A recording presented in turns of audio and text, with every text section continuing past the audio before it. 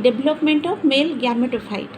Exactly, the male reproductive part of a plant is the stamen.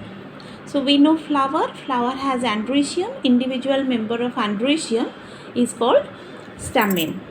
A typical stamen has a long filament, long or short that may be, and on the top the anther is present, and both of them are connected through connective. Each anther is a bilobed structure, one lobe having two microsporangia. So anther can be a bilobed or a tetrasporangiate structure. So see, these two are two lobes on the opposite half, the second part. So this half is one lobe, this half is one lobe, and here is one microsporangia, at the back side one, four microsporangia. If we will take a cross section of the anther, it will look like this, all look like this. So each anther having a lobe, so two lobe, each lobe having two microsporangia. So as a whole, tetrasporangiate and a bilobed structure is anther. Exactly, this structure is not initially developed. Initially the anther structure was just like this. It was not differentiated. In due course of development, the differentiation occurred. Okay, so this one is the anther completely filled with a mass of meristematic tissue, and later on the four side, this is the developmental stage. On the four side, four cells are differentiated, and these cells, the single cells, are called archisporial initial. Archisporial initial divide continuously to form a mass of cell at each corner. So these cell gradually that develops and divide periclinally to form the primary parietal cell and inner sporogenous cell. Primary parietal cell divides and redivides to form the parietal layer, and the inner sporogenous cell divides and redivides to form the sporogenous tissue. So the primary parietal cell, which forms the parietal layer, later on constitute altogether the wall of the anther. So once again, this stamen, reproductive part having anther, filament and connective. Anther is bilobed, tetrasporangiate structure, two lobe, four sporangia. Microsporangia are nothing but the pollen sac inside which the pollen grains are produced. Due course of development, this is the structure. Initial anther having filled with meristematic tissue. Four cells at each corner. These are after multiplication, but previous to that, single cell at each corner, termed as archisporial initial. They divide and redivide to form a group of cells. Okay, the division process is archisporial initial divides periclinally to form primary parietal cell, which will later form the parietal layer, constitute the anther wall and inner sporogenous cell. The inner sporogenous cell divides the sporogenous tissue through the formation of microspore mother cell. Now, exactly what is the structure of anther? The anther, later on after differentiation, anther is surrounded by four wall layers. Epidermis, the outermost wall. Next to that present the endothecium. Endothecium contains radially elongated cell and helpful in the dehiscence of anther after its maturity. Next layer is middle layer, and at the center present the tapetum. Tapetum surrounds the group of cell called sporogenous tissue, which will later on form the pollen grain. So the total four layers: outer layer epidermis, endothecium, middle layer tapetum. Out of the tapetum is very important. It is multinucleated, and it is the layer which provides nourishment to the inner sporogenous tissue. It is the layer which provides nourishment to the inner sporogenous tissue. Now, all the development here, the sporogenous tissue is there. One cell of that and many cells of that, they differentiate to form microspore mother cell. So the anther layer surrounds the microsporangia or the pollen sac. Inside that, cells develop as microspore mother cell, and here the development of male gametophyte begins. Male gametophyte development begins in two parts. One is microsporogenesis, another one is microgametogenesis, or the formation of male gametophyte. So microsporogenesis, microspore is the pollen grain. Genesis means formation. The process of formation of microspore is called microsporogenesis. These are formed where? These are formed inside the microsporangia of the anther. So microsporogenesis occur from a specialized cell called microspore mother cell. What exactly the process? So inside the microsporangia present the sporogenous cell. Sporogenous cell modifies to form microspore mother cell. It is a diploid cell. Then it will undergo meiosis to form the microspore. So microspores, after meiosis 4 microspores are present or formed. They are intact. Initially the 4 cells are not separated, they are intact and they form microspore tetrad. And if we go further, the arrangement of microspores also varies from species to species. It may be T-shaped, it may be tetrahedral, isobilateral, etc.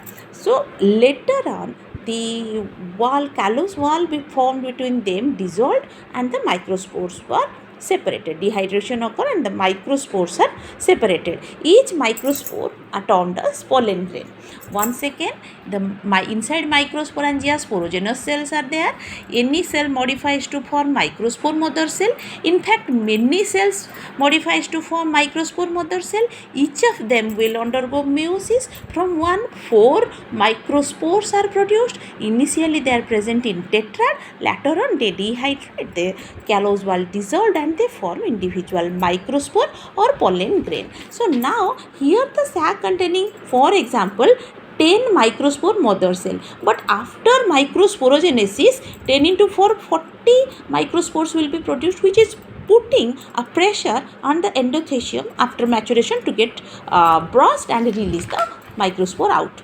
Now each individual microspore having outer hard exine, inner smooth intine, and the pores present on exine called germ pore, and inside that haploid pollen nucleus is there. This is the structure of a microspore with outer hard exine, inner smooth intine, germ pore. So the microspores are haploid, the nucleus is N, the exine is made up of sporopollenin. It is considered to be the hardest layer of, and the sporopollenin is the most resistant material in the plant kingdom.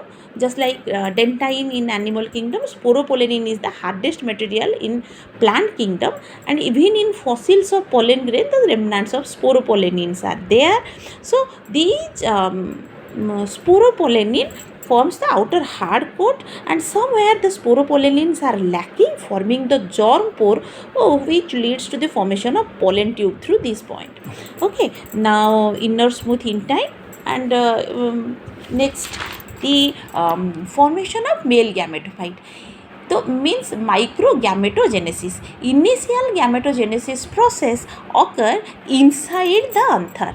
So gametophyte development occurs in 2 steps. One is pre-pollination development, another one is post-pollination development. Now, so see, this is the pollen grain having the exine, intine, germ pore, pollen nucleus. Gradually, the size grows and vacuoles appear.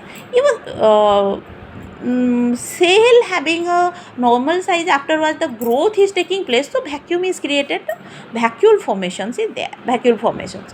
So the vacuole pushes the nucleus towards one side. Now the wall formation is there. The pollen grain divides mitotically to form, first the nucleus divide to form large vegetative cell or tube cell and small generative cell. Vegetative cell having the stored food materials, and generative cell leads to the formation of the male gamete. Okay, so this is the pollen grain having the pollen nucleus, vacuole developed inside it. Okay, and this is the beginning of the germination. So the nucleus is pushed one side. Okay, this type of germination is called precocious germination, as it occurs within the pollen sac if pollen grain is present within the sac and the development begins there. Now the two nuclei, one is vegetative or tube nucleus, one is generative nucleus. Vegetative nucleus contains stored food material, it is bigger and large irregularly shaped nucleus. Generative cell is small.